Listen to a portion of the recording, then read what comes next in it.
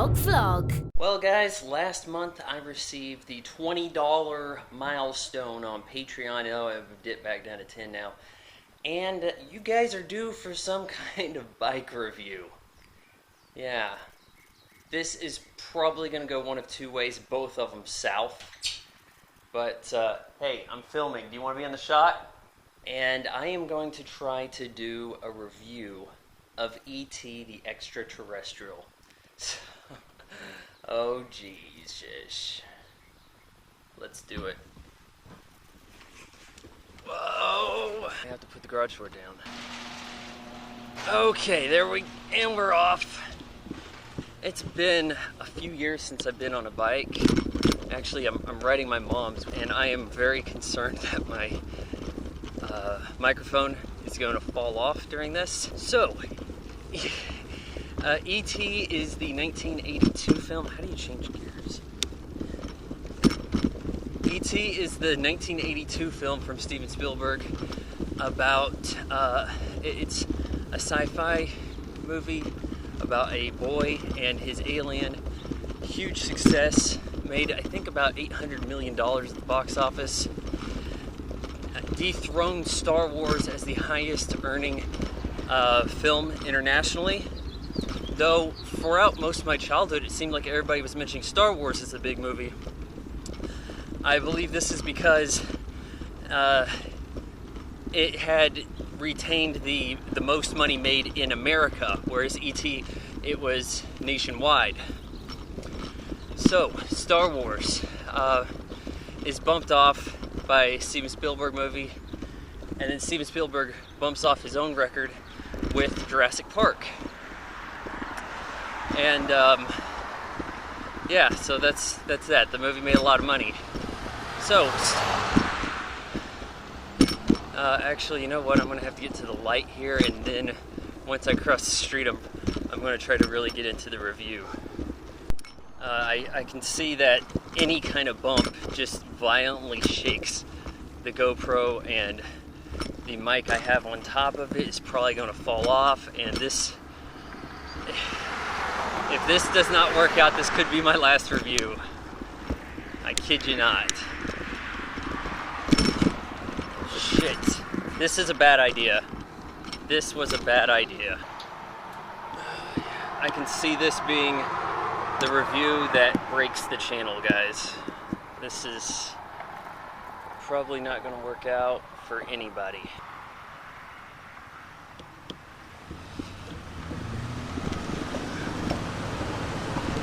Okay, here goes.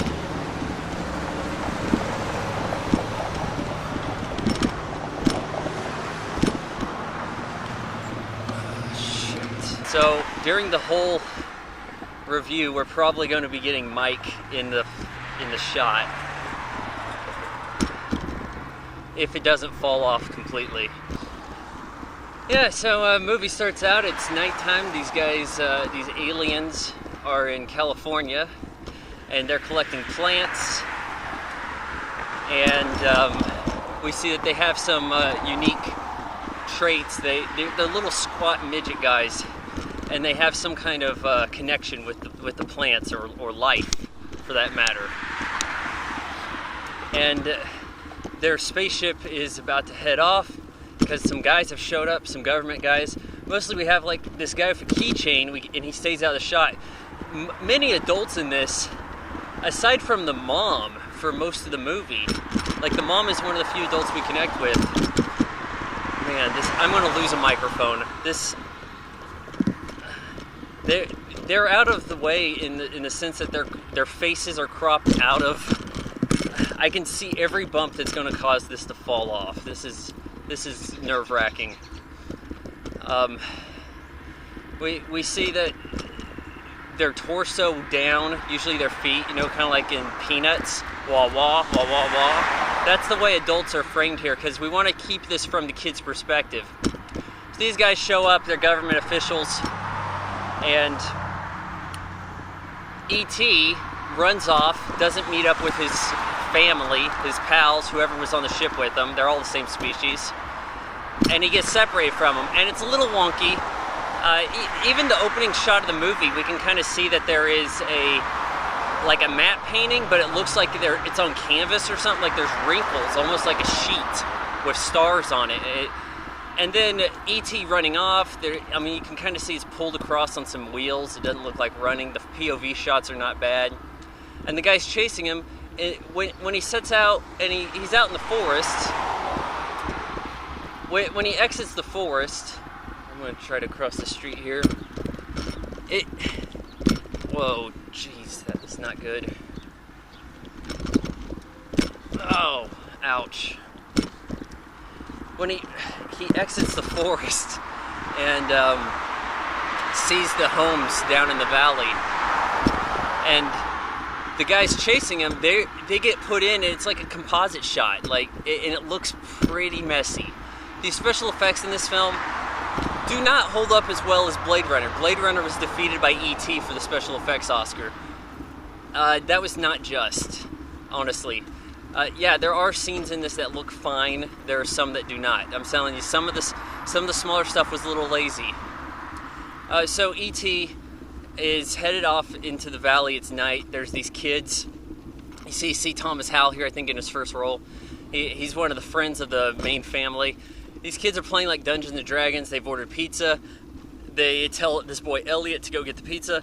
I don't know how you tell somebody what toppings you want after the fact that the pizza's there. And don't forget the anchovies or something like that. I'm like, have these kids ordered a pizza before? What the hell?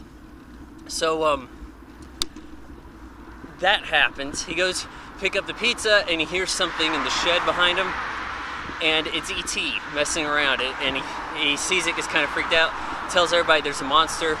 Nobody believes him because he's the littlest kid. You know how that goes, right? Well, then we have him staking out for the night. He puts out some Reese's Pieces. E.T. got scared off into the forest, so he goes out to the forest with Reese's Pieces. They wanted to use M&Ms, but the M&Ms people were not cool with that, so M&Ms lost major product placement there. But a lot of people seem to think it's M&Ms, but it's Reese's Pieces. He goes in the forest, sees the guy with the keys, looking for the creature also, tries to wonder, what is this, an alien? And then he's got this trail. He puts out the Reese's Pieces. And I'm thinking, how big of a trail is it that you were able to lure him back to your house? And the kid manages to do that. And he gets him inside the house even. And E.T.'s not even eating them. He's like collecting them. I'll say he, sure. So now he's hanging out with Elliot. Elliot's showing him everything. Elliot's, not so freaked out about him anymore. And he's got a school in the morning. So what does he do? He fakes being sick, heats up the thermometer, all that stuff. And then that way he can stay home and try to teach E.T. about life on Earth. So he fakes out the mom, and the mom's checking to see how he's doing, heads off to work along with the older boy. E.T. learns a little bit about Earth. And then the next day, or actually I think when they come home from school, he tries to get the other kids to, like Gertie, that's Drew Barrymore, his little sister. He tries to get her to understand E.T. And his older brother. There's Star Wars references. The kids will occasionally talk like Yoda. And more on Star Wars in a little bit here. Oh shoot, that was painful. That was painful. You know what? I'm probably better off not on the bike path, to be honest with you. So, I don't think this bike path was here when I last got on a bike. So this could be really exciting or stupid. Oh, geez. This is practically off-road over here. Ouch. Oh boy. You know what? I'm on a golf course. This could be a problem. So he's showing him off to his brother and sister, and they're going to keep a promise not to tell anybody. he takes, he goes to school the next day. E.T.'s just going to kind of chill at the house. And E.T.'s watching TV, and he's learning about things. He's reading a comic book, and he says, hey, you need to save them. He's learning English. And it's like this astronaut or spaceman or somebody needs saving in the comic book. And that forces Elliot, who shares like an emotional bond with him, literally, to save the frogs he was going to dissect. Now, though not listed in the IMDb credits, I believe that the teacher is played by or voiced by Harrison Ford. And there's a cop that comes to the house later that sounds a whole lot like Harrison Ford also. And I haven't heard any trivia to state that that's Harrison Ford. Whereas, oh boy, here comes a big bump. Oh jeez, yeah. Whereas I have heard that the teacher is Harrison Ford. Whoa, Christ. You guys are about to watch me die. So, yeah, this I'm not doing this again. So, this is an odd scene because the kids are in the perfect place for this to act out like a fantasy. A kid gets on the ground as he's freeing the frogs. All the other kids go together on this. Kid jumps on the ground so that he can kiss the girl who's going to eventually be in Under Siege. And it's playing out in the way that the images E.T.'s watching on TV. It's kind of a stretch there, but you know, people find that scene charming. Well, they come home, all that's going down. I think we have Halloween next. So they're dressing up for Halloween, and E.T.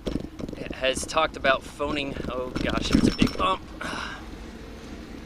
Oh, here comes another big bump here. Oh boy.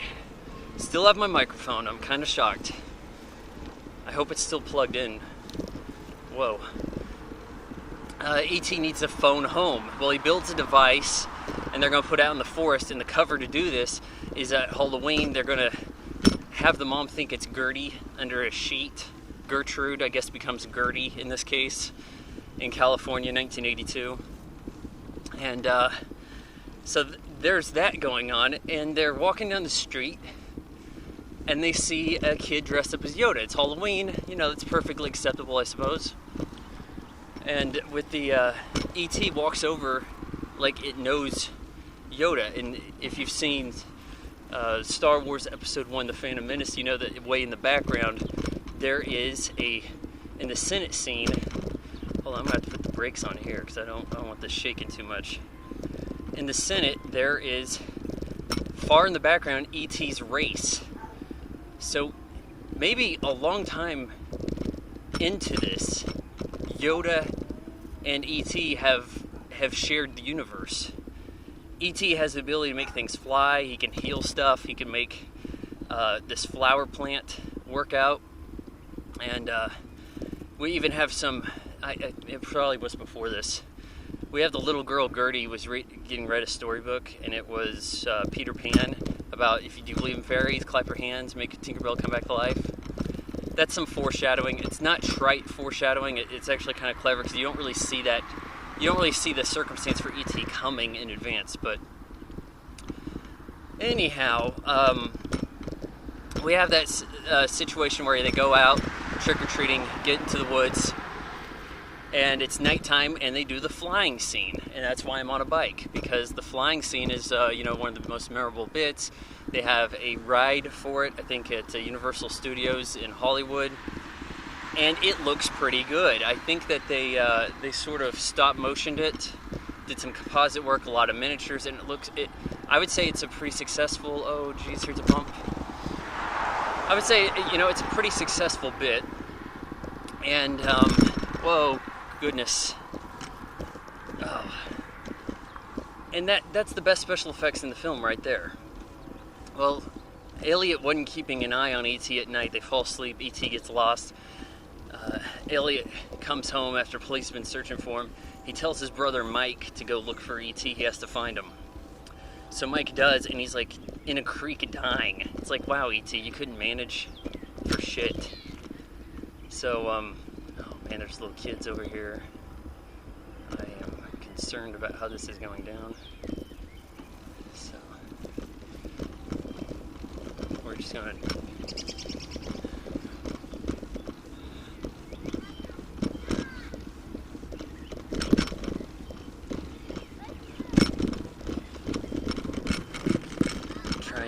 trying to wheel past the school here while I'm recording a movie that I have to question if kids have even seen, because what's keeping E.T. alive? There's no spin-off TV series, video game, comic book, sequel, none of that. There's no official remake in the works, none of that. There's nothing keeping it alive, so I have to wonder if small kids have seen this movie. I mean, does that make sense to anybody?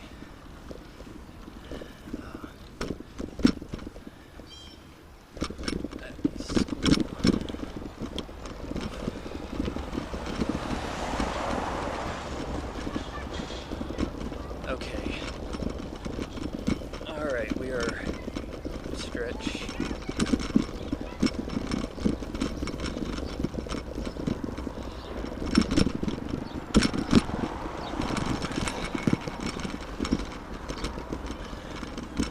All right, we're in the home stretch here. So E.T.'s sick, and these government guys have been spying on them, listening in through their surveillance van, you know, that kind of stuff. And they know that Elliot's got the kid, or he's got E.T. because he's been saying weird stuff about, you know, building things and creatures and what is he, things like that. So the government people go into the house. They brought E.T. back in, and the mom finds out about him, and he's dying, and it's making Elliot sick also, as they share feelings. And then we have spacesuits. Government guys in spacesuits come invading the house. Like, that doesn't entirely make sense to me. But because, yeah, they do show up wearing the proper gear later, like a clean suit. So why weren't they wearing that in the first place? Like, it's some kind of weird symbolism bullshit. There's no reason, even dealing with an alien, that they would be wearing spacesuits. So they put the kid in quarantine with E.T. E.T.'s dying. There's no good explanation for why. It's like he needs to be with his family. If you want to count that as the viable excuse there.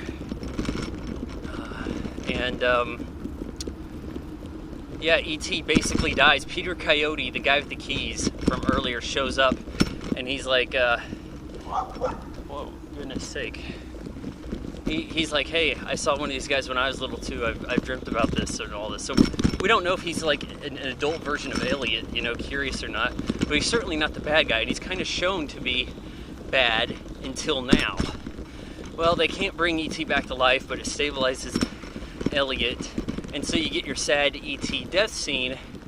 But then, like The Dark Knight Rises, you're faked out. Because in that movie, you're also thinking, oh, maybe Batman died. Well, okay, it turns out he didn't. So some good that does. It seems like a bit of a cop-out. You want your cake and eat it too.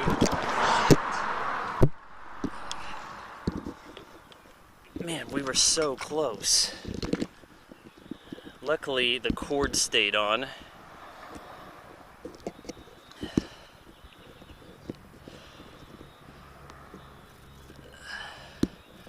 So close. Yeah, that was bad.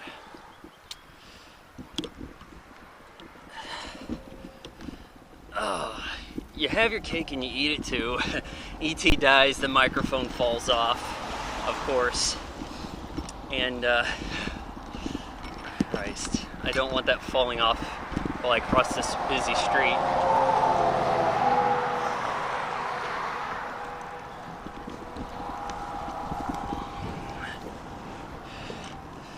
Okay. Alright, are you guys with me still? Good. I guess. E.T. then comes back to life through I don't know what. Just because we want to have a happy story to tell. So he comes back to life. Elliot notices this, and it seems to be maybe because his spaceship's coming. So it's like, okay, well, if the ship's nearby, that brings him back, though there was nothing to show or indicate this other than taking his word for it. And yeah, E.T. picks up on some English and can kind of talk. E.T. phone home, very famous line right there. But it's not explained super well. Oh, jeez. Kind of hoped I'd have the review finished by now, but whatever. I guess I'll slow down. So, the kids get on their BMX bikes. This kind of leads to a bit of a dirt bike craze. You see all the cool stunts. These kids team up to rescue E.T. from the house and get him to the forest, elude the cops, the FBI guys, whatever have you. And maybe they're SETI. I don't know, but yeah, they get away, and then the cops draw guns on them, and I think that's perfectly reasonable. Why would they draw flashlights on kids in broad daylight? And at that point, we have the kind of, I guess, famous bike scene with the group in the daytime. Like, they're trying to get away. There's a bit of a roadblock that the cops have set up, and the kids start flying because E.T. can make things fly. It's connected to Star Wars. E.T., ergo, uses the Force. Now, since he can bring things back to life, I wonder if Darth Sidious was really being dishonest about being training to bring things back to life. Makes you kind of wonder. So, that of course happens. The kids go flying, and this scene actually looks pretty bad. I know that in the 2002 re-release, they redid the effects to make the cops hold flashlights. Maybe they cleaned this up a bit too, because honestly, in the daytime, this does not wear well. And this was like, your big moment for the movie. This is what you saw in all the TV adverts. This was the big thing to show, to sell the movie. And it looks like a mess. So anyhow, that of course happens. They escape to the forest. Everybody shows up. Mom shows up in a car with Gertie and Peter Coyote. Hell, the dog's there. And E.T. has to leave. Elliot says goodbye. And it's like, a long protracted goodbye scene. It's even a little weird because the miniature comes down, the miniature ship, and when it leaves, no one's around it, even though everybody was standing right by it. I guess they got out of the range for the blast, but we never had a shot of them doing that. It's just kind of implied, stay away from fire. I guess I'm fine with that. And E.T. goes home. So you have the kid bonding movie. You have this along with Star Wars had a lot to do with the sci-fi craze of the 80s and the strong kid movies where there's maybe a little bit of cussing and they act a little inappropriate. They're not ideal childs.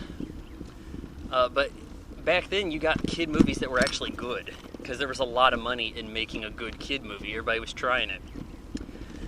This isn't a perfect movie though. It's got issues, and yeah, I've stated, or hopefully you heard me state what I thought they were. And, that's about as good as I can do for you on that. Yeah, I give E.T. 3.5 out of 4 stars. I hope you guys enjoyed the bike trip. And if you want to hear more of this stuff, hopefully, well, I'm probably not going to do the bike again, but, check out my Patreon link and... Like, comment, share, follow, subscribe. Vaughan Jog Vlog is made possible by your support on Patreon. Patreon.com/Vaughan Fry.